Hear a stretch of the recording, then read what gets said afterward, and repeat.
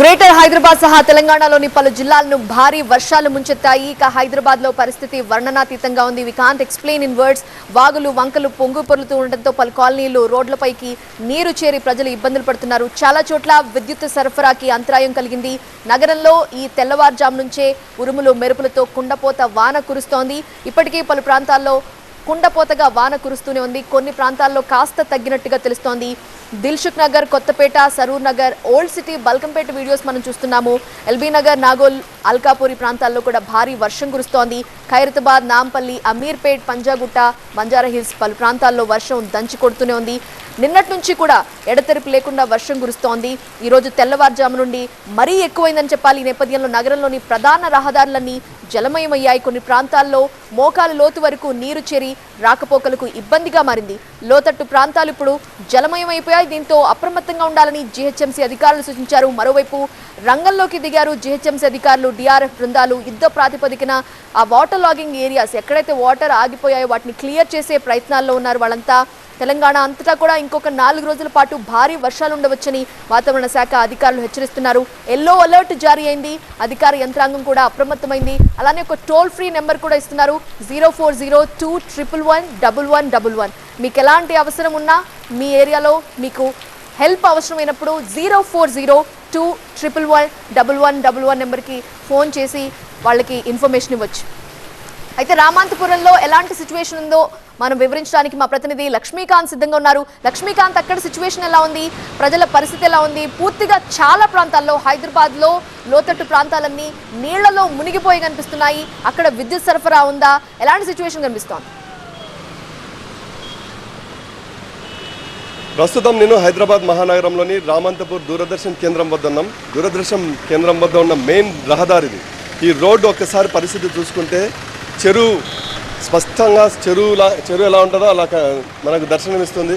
మొత్తం వాహనాలన్నీ కూడా ఈ చెరువులో నుండే ప్రధాన రహదారిలో చెరువు మాదిరిగా మారినటువంటి ప్రధాన రహదారిలోనే రాకపోకలు సాగిస్తున్న పరిస్థితి మనకు కనిపిస్తుంది.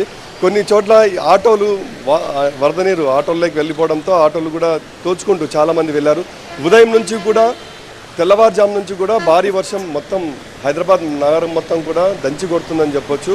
ప్రధానంగా Ramanthapur, Uppal, Khairatabad, Kapra, Alwal cantonment area, Jubilee hills, Banjara hills, దీంతోపాటు శేర్లింగంపల్లి, మేడ్చల్, దీంతోపాటు హైటెక్ సిటీ ప్రాంతం, అలాగే మొత్తం హైదరాబాద్ మహానగరంలో 30 సర్కిల్ ఉన్నాయి, 6 జోన్లు ఉన్నాయి. మొత్తం కూడా చాలా ప్రాంతాల్లో 141 వాటర్ స్టాగ్నెట్ పాయింట్లు ఉన్నాయని గుర్తించారు. అక్కడ ఎక్కడైతే వాటర్ స్టాగ్నెట్ ఉన్నాయో దాదాపుగా 90% ఇదే సిచ్యువేషన్. మనకి ఇప్పుడు రోడ్లో ఏ విధంగా చెరువులాగా తలపిస్తున్నాయి, దాదాపు అదే సిచ్యువేషన్ కనిపిస్తుంది. కొన్ని చోట్ల కార్లు కూడా వర్షం దాటికి వరదల్లో కొట్టుకుపోయిన సిచ్యువేషన్ ఉంది. అయితే గ్రేటర్ హైదరాబాద్ మున్సిపల్ కార్పొరేషన్ సంబంధించినటువంటి 241 మంది సిబ్బంది స్టాటిస్టిక్స్ టీమ్స్ పనిచేస్తున్నాయి. దీంతోపాటు డిఆర్ఎఫ్ సిబ్బంది 430 మంది డిఆర్ఎఫ్ సిబ్బంది, దీంతోపాటు మొబైల్ టీంలు కూడా మొత్తం 200 వరకు దీంట్లో పనిచేస్తున్నాయి. అయితే ఇప్పుడు వాటర్స్ ఎక్కడైతే మ్యాన్ హోల్స్ ఉన్నాయో దాదాపుగా మొత్తం 19,000 మ్యాన్ హోల్స్ అధికారికంగా ఉన్నాయి. ఇందులో అత్యంత ప్రమాదకరమైన మ్యాన్ హోల్స్ దాదాపు 2,000 వరకు ఉన్నాయి. అంటే ఈ ప్రాంతంలో ప్రధానంగా ఒక సైడే ట్రాఫిక్ వెళ్తుంది, రైట్ సైడ్ మాత్రమే వెళ్తుంది. లెఫ్ట్ సైడ్ వెళ్ళడానికి ఎవరు కూడా సాహసించటం లేదు. ఎందుకంటే మ్యాన్ హోల్స్ ఎక్కడ మూతలు తెరిచి ఉంటారో ఎలాంటి ప్రమాదం పొంచి వస్తుందన్న ఒక భయంతో మొత్తం కూడా నగరవాసులు మెయిన్గా వాటర్ ఎక్కడైతే జామ్ అవుతుందో అక్కడ కేవలం రైట్ సైడ్ మాత్రమే వెళ్తున్నారు. లెఫ్ట్ సైడ్ వెళ్ళకపోవడంతో ఎక్కడికక్కడ ట్రాఫిక్ జామ్ అవుతుంది, చాలా ఇబ్బందులకు గురవుతున్నారు. ప్రతిసారి కూడా భారీ వర్షం వచ్చిన ప్రతిసారి కూడా హైదరాబాద్ నగరంలోని ప్రధాన జంక్షన్లన్నీ కూడా చెరువుల్లా తలపిస్తున్నాయి. ఈ నేపథ్యంలోనే ప్రభుత్వం హైడ్రా సిస్టంతో మొత్తం చెరువులను మొత్తం కూడా కబ్జా చేసిన వారిని మొత్తం ఆ ప్రాంతాన్ని ఖాళీ చేయాలా అని బిల్డింగ్లు మొత్తం కూడా డెమాలిష్ చేసి వాటర్ మొత్తం కూడా చెరువుల్లో అంటే చెరువులకి వెళ్ళే విధంగా గొలుసుకట్టు చెరువుల విధానాన్ని తీసుకుని వచ్చేదానికి గట్టి ప్లాన్తో ముందుకెళ్తుంది. అయితే ప్రస్తుతం మాత్రం ఈ వర్షం వచ్చిన ప్రతిసారి కూడా ఇలానే కనిపిస్తుంది. ఇప్పుడు రామంతపూర్ జంక్షన్, ఇది మెయిన్ జంక్షన్, ఒకసారి చూడొచ్చు అన్నీ కూడా ఒకటే వైపు వెళ్ళాల్సిన పరిస్థితి. సగం ఆటోలు నీళ్ళలోనే మునిగిపోతున్నాయి.